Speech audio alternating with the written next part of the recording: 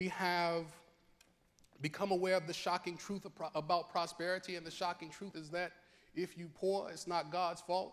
It's not God's desire for you to be poor, naked, broken, out of doors. It's God's desire for you to be rich and abundantly blessed. It is the Father's good pleasure to give you the kingdom, and the shocking truth is that if you're not living underneath that promise, then that's not God's fault.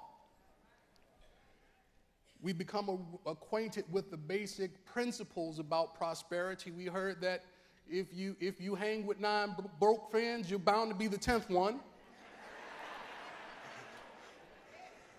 We've explored that you have to watch who you hang out with, watch your company, look at the 5 people closest to you. They're a really good indication of where you've been and where it is you're going. We've explored the necessity of creating a vacuum so that you can have some space. It does not make sense to ask for more, to expect more, and you have not created the space wherein you can receive more. We've talked about the creative and imaging laws of prosperity. We've talked about our ability to command prosperity through both the written and the spoken word.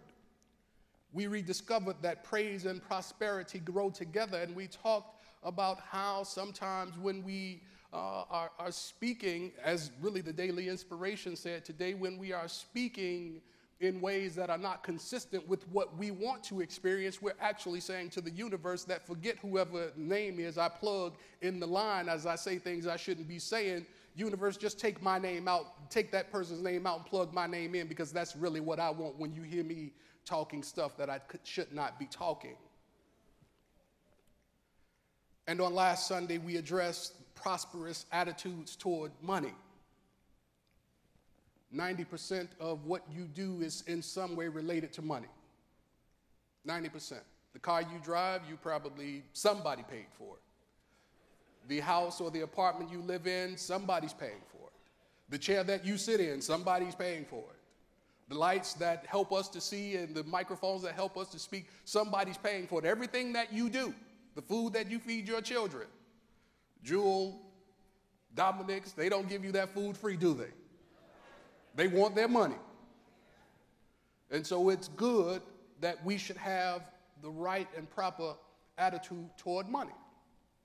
And so today we are looking at the ancient law of prosperity, and this is really one of the key areas in how it is you set for yourself the system for prosperity. Because tithing is really an intuitive pathway to prosperity. The ancient secret is that you have to give even before you can set yourself up to receive. You must give in order to make the way, to clear the way, to open the way for your receiving. You have to give. That's the nature of the law.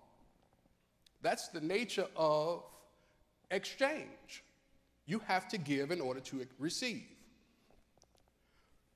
So when we talk about tithing, what is tithing? I think before we can really touch and get into and begin to drill down on what tithing is, I think there's a step that's important that comes before that. And that step is that whenever you talk about tithing, you must first be connected to the source that gives you the ability to tithe. So what is the source of your supply? Say it a little bit louder. God is the source of your supply. God is the source of your supply. God is the source of your supply. And so when we're talking about tithing, we're not talking about you taking a tenth of what you have received from whatever the channel is and sowing it back into the church, so to speak. What we're talking about when we're talking about the true nature of tithing is we're talking about you honoring the source of your supply with a tenth of that which you have received. Is that all right? So don't think in terms of, don't get lost, don't get distracted by the fact that wherever it is you are tithing to may not look like, may not seem like, may not be what you want it to be. Don't lose sight of the fact that you sow back into the source that sowed into you. Tithing is about you honoring and recognizing the source by which you receive your good. And that source is God, the good, omnipotent.